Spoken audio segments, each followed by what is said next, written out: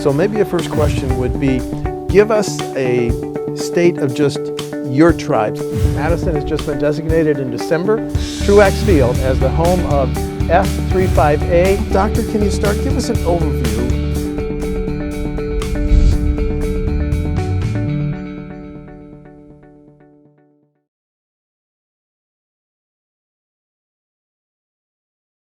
UW-Madison Center's Midwest Center of Excellence for Vector-Borne Disease has just reworked its Tic app, which is a very interesting concept.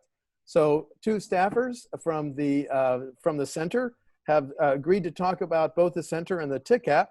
So I want to thank Dr. Susan Paskewitz, who's chair of the UW-Madison Department of Entomology, an expert on biology and control of mosquitoes and ticks, and Bieneke Bron, a veterinarian from the Netherlands who just completed her PhD at the National Wildlife Center and is specializing at the Midwest Center on tick-borne disease. Thank you both for helping WisconsinEye viewers understand both the tick and the center. So Dr. Susan, give us an overview of the center, how long it's been running and its goals, please. Sure. So the Midwest Center of Excellence for Vector-Borne Disease was established in 2017. And it's one of 5 national centers that focus on diseases that are transmitted by mosquitoes and ticks primarily. It was started as a result of the introduction of Zika into our hemisphere and then to the United States. So you may recall kind of our last major public health scare was Zika virus back in 2016. And at that point, the Centers for Disease Control realized that we were understaffed in terms of public health entomologists around the country, and they decided to fund these 5 centers to respond to future threats. So there's a center actually in New York, there's a center in Florida, there's one in Texas, and there's one in California. So we were very proud to have the 5th of the 5 centers housed here in Wisconsin. I can also say that our center is a regional center, so it's not just Wisconsin. We have partners in every state that borders us. We've got great partners both at the state departments of public health in each of those states, those folks who focus on things like Lyme disease and West Nile virus in their states, as well as people who are at the universities who are actively doing research to try to address some of these problems. Thank you. Bieneke, you're from the Netherlands, which is a beautiful, picturesque nation. Why did you decide to come to the Midwest Center and work and become a tick specialist? Oh, that's a great question. I came here for my PhD to work on infectious disease in wildlife.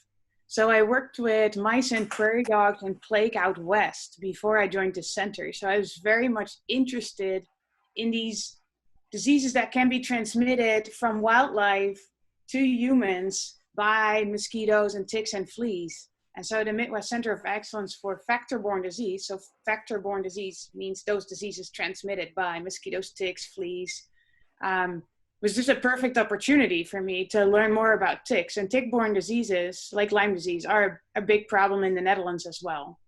They are, okay. There's a reference to the Vector Records Repository. Dr. Susan, what is that, and how does that play into the development of the Tic app, please? Well, the Vector Records Repository is a place where we're encouraging everybody in our region to deposit information about the presence of the different kinds of mosquitoes that are associated with disease transmission, and similarly the different kinds of ticks. You know, of course, the deer ticks are really important in this context, and Bieneke will talk more about the Tic app and what we're learning about deer ticks in our region. But it's not just the deer tick. We also, you know, are concerned about the Lone Star ticks, for example, which is something that we've been seeing more of in Wisconsin, and it's definitely a problem as you go more south into southern Illinois in particular in our region. And then too, we're worried about newly invading ticks in the United States. So there's a new tick called the longhorn tick that is quite remarkable in its biology. This is a tick that actually can reproduce without mating. So all you need is one female, and then you can get a huge established population as a result of that female. So the Vector Records Repository is a place to help us kind of track where all these different things are, identify when new things come in, and on the infection rate in those vectors. And so it's actually been quite useful. One question we have is, when you have Lyme disease in ticks, how stable is that? You know, I could tell you what the rates are in Wisconsin, for example. Most ticks in Wisconsin, about 15 to say 25% of the deer ticks in the immature stage that we call a nymph, in that stage will be infected with Lyme. So one of our questions is, well, how long is that always going to be 15 to 25%? Are we going to see that continuing to climb? What happens when these ticks invade new areas? What do the infection rates look like then? And so there we see things like, you know, it takes a few years, and then maybe you'll see about 5% of the ticks, and then within 5 to 10 years, it's right up there in that 20-25% rate. And we use the vector repository to look at other things. So we talk a lot about Lyme disease. Everyone in Wisconsin is familiar with Lyme, but people sometimes don't know that we have a number of other things that our deer ticks are transmitting, like anaplasmosis and babesiosis. And so we can do the same thing there. We can kind of track where they are, and when they're moving into new areas, get a sense of what the infection risks and rates look like in those new areas. So it's a very useful tool for us. Lyme plus these other diseases, these can be critical in terms of someone's health, and even lethal, can't they, doctor? They can. And one of the things that we see is that when the ticks move into new areas, which they've been doing over the last 20 to 30 years in Wisconsin, is that people who are responsible for healthcare don't always know that. You know, just this year, I had somebody tell me that they'd been to their doctor thinking that their partner had Lyme, and the doctor said in Dane County you couldn't get Lyme because there aren't any deer ticks here.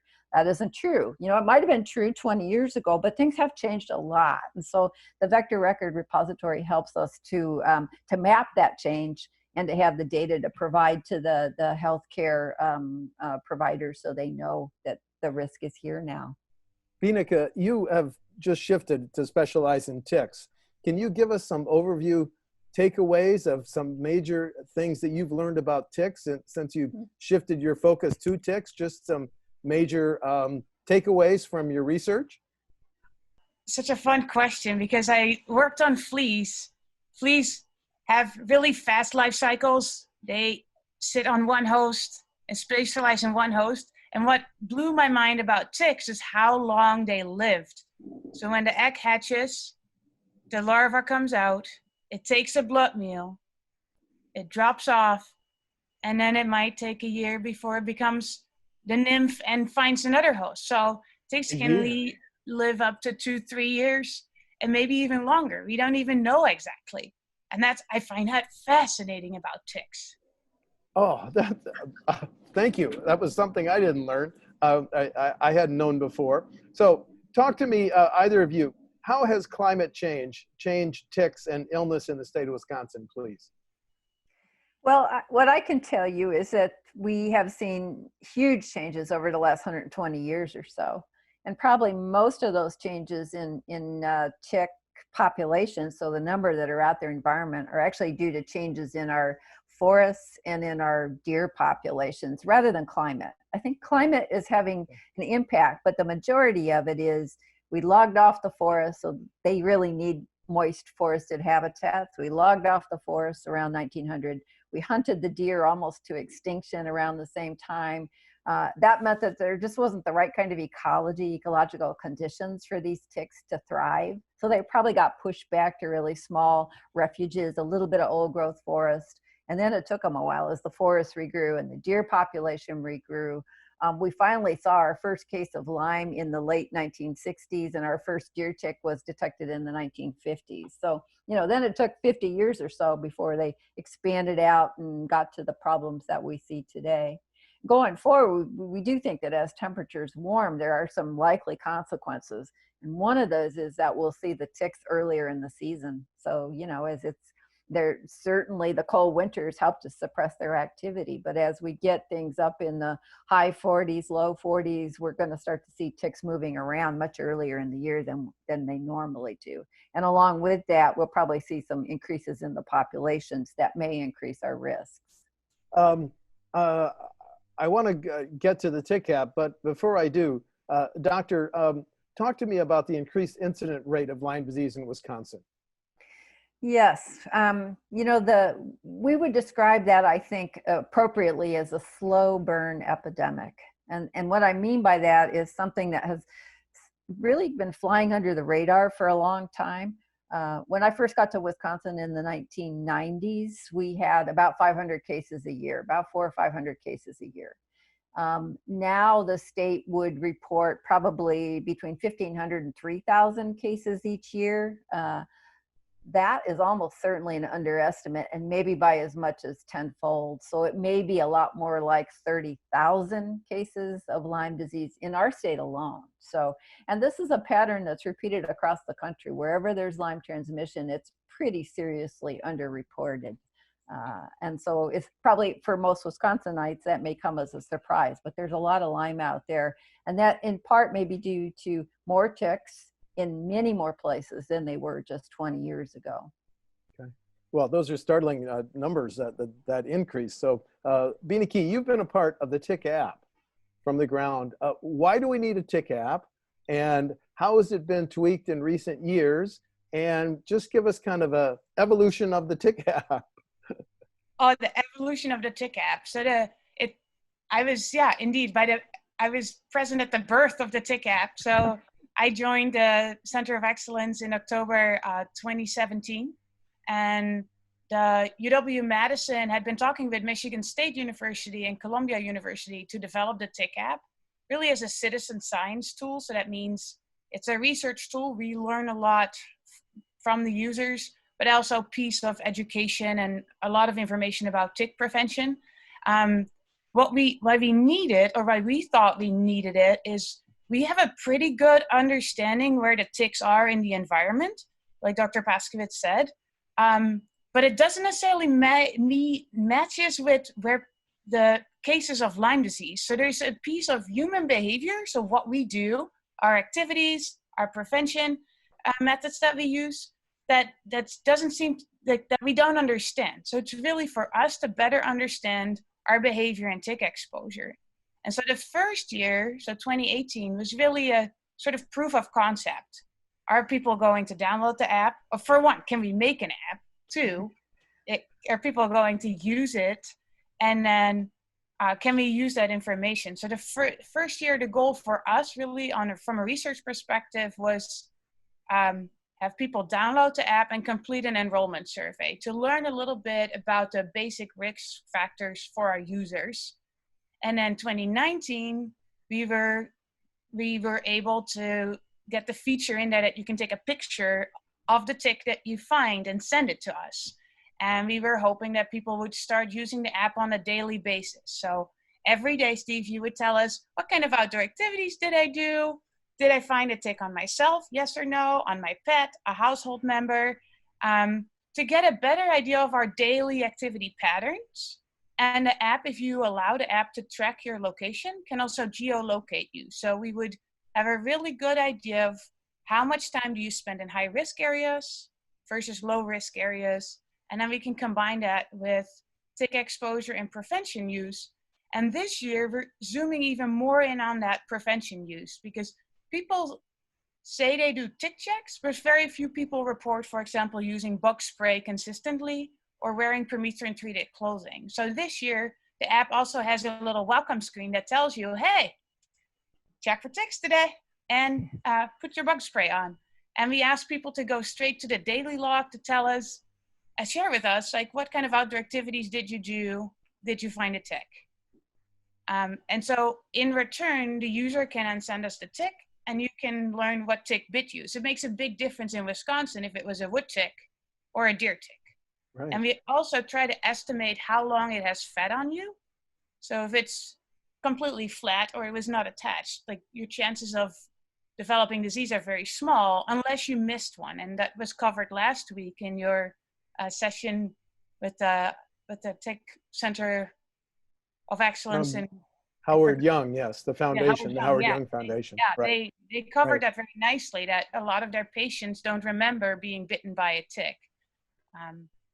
And then eventually, once they show the symptoms, yes, they need to have it diagnosed. Well, tell me about the number of people using the app Has it grown dramatically from 18 to 19? And what's your enrollment goal for 2020?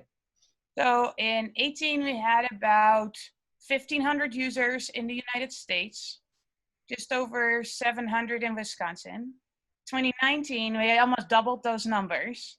And so I hope this year we can hit 5,000. That would be amazing.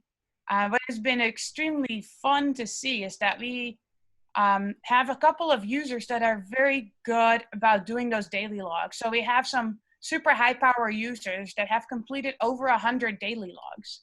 So these people have done, I think it's become part of the routine, right? Like you use your exercise app or your diet app.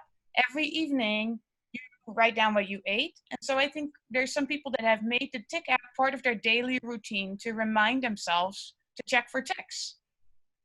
And in return, that is a great contribution for us for the research that we're doing. Yeah, that was my next question. As the number of users have grown, what additional research skills does it give the Midwest Center then to talk about ticks and prevention and things like that? As you gather more data, how do you use more data? Either of you? So, Go ahead, Bea. Yeah. So I think for me, it's been fascinating since we have it in New York area and in Wisconsin. So that first year we looked at what the profiles of the users were. And one of the biggest differences we saw, what we had never thought about, is weekly lawn mowing. So we asked people, how often do you mow your lawn in the spring and summer?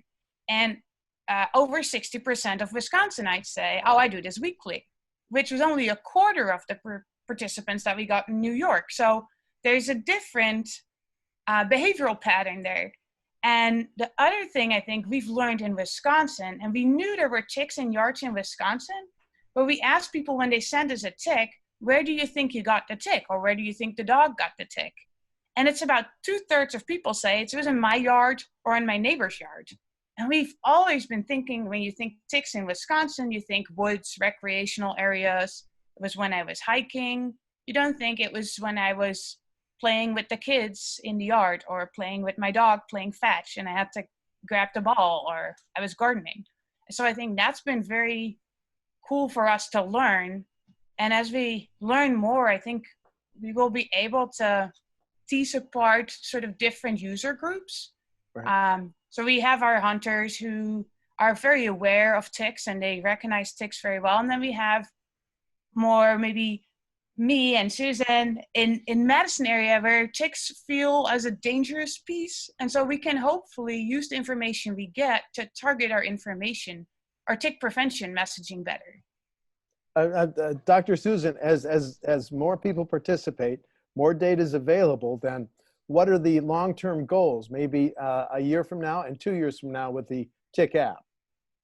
You know, ideally, if we can understand with much more clarity exactly what kinds of prompts or messages are effective in helping people remember to do those personal protective behaviors like using repellents or remembering to do a really careful tick check, looking at your kid when your kid comes in from playing in the yard, checking your pets, all those kinds of things. That would be a win for us. If we can understand how we can better have people adapt those messages and actually use them, then we hope that that would reduce their risk of disease. If we can understand more too about what exactly behaviors they're doing when they're picking up a tick, is it gardening? Is it mowing the lawn?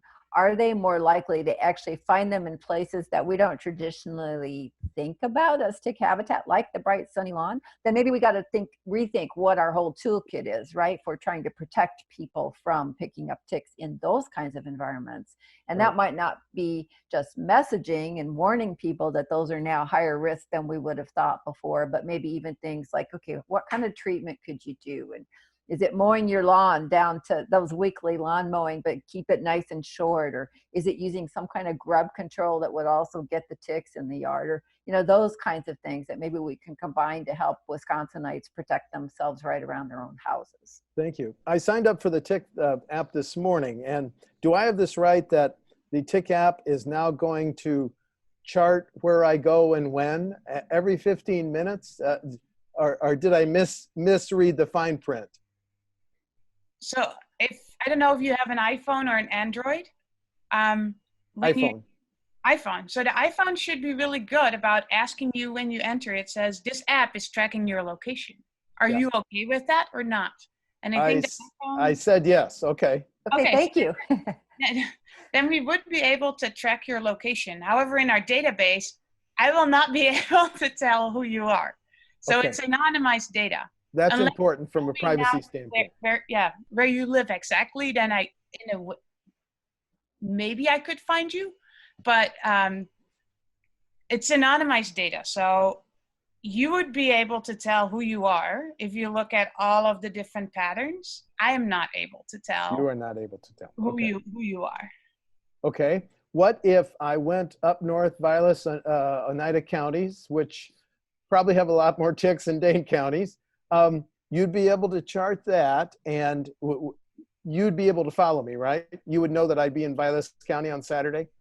If your battery is charged, yes. If your battery is charged, and if you gave the permission to track your location consistently, then we could.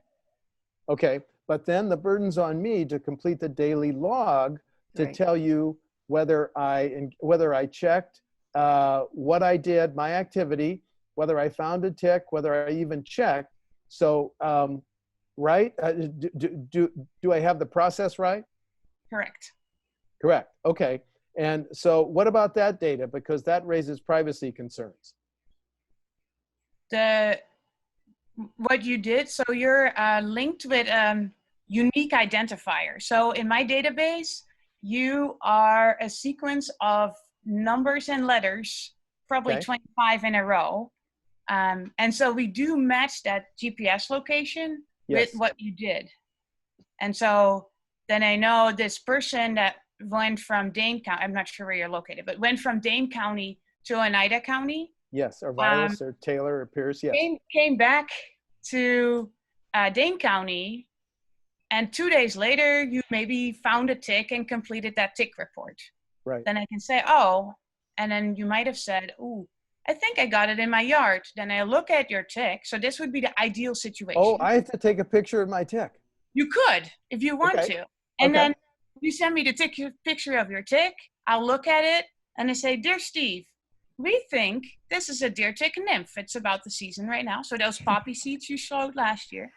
And then if you've had it on you for about 2 days, we'll be able to tell that's a pretty chubby tick already. We'll say, we think it has fed on you for 2 days or more. So keep an eye out for symptoms, and maybe you want to consult your physician to talk about prophylaxis.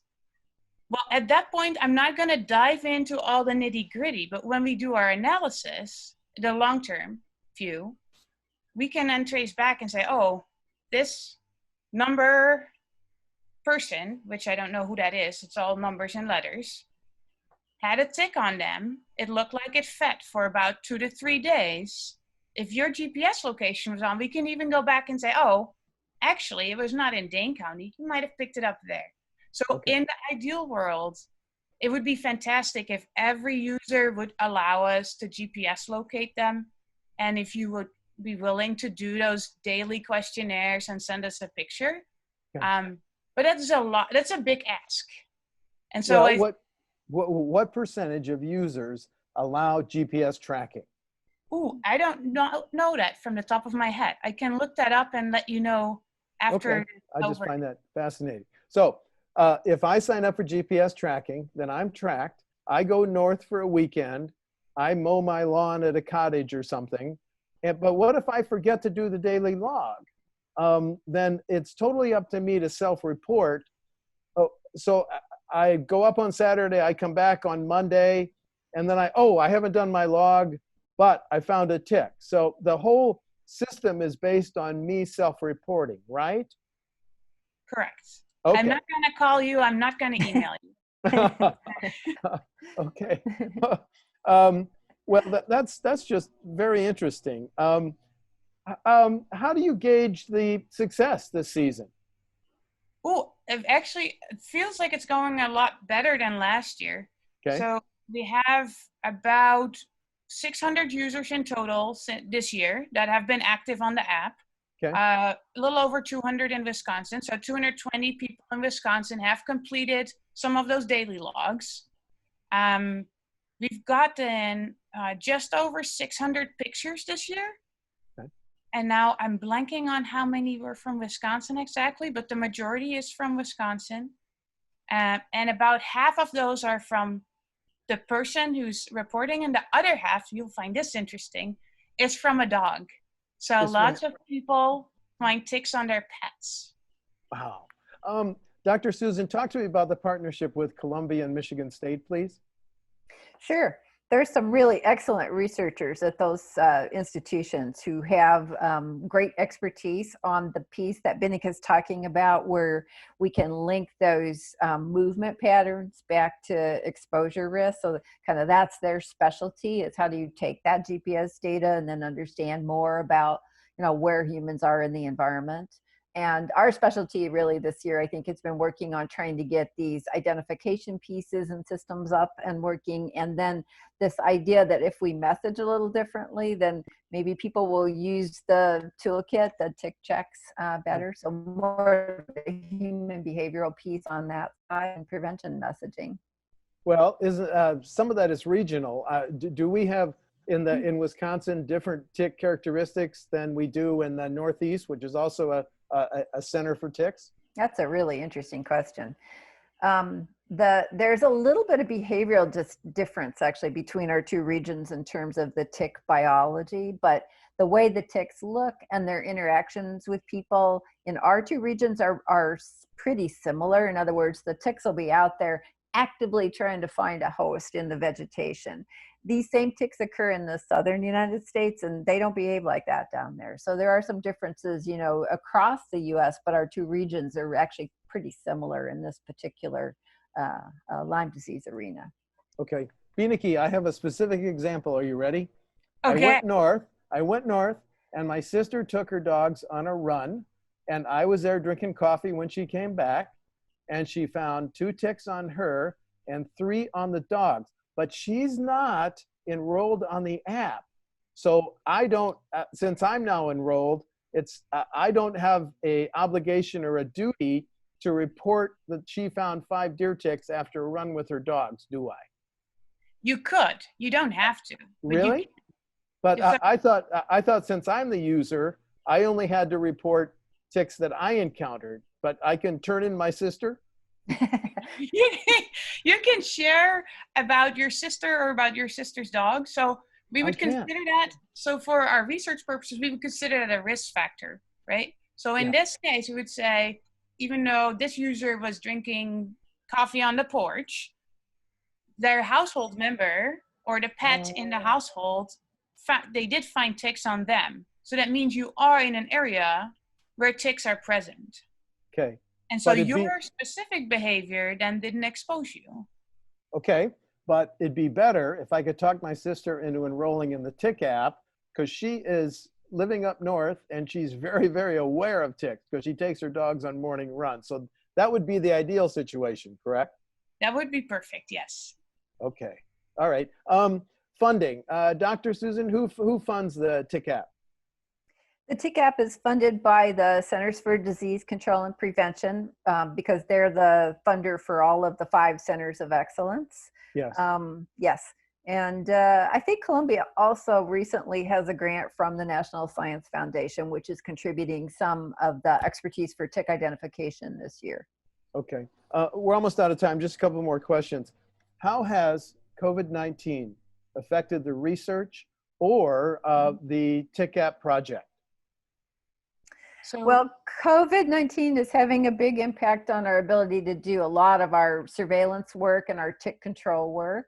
The tick app may be a little bit differently because that's, you know, a tool that people will have in their pockets. But Bieneke and the team have been working on thinking about how COVID might affect people's interaction with nature. So are they spending more time outdoors in parks or less because they're worried about encountering people? So those are some questions that are included if people choose to answer them.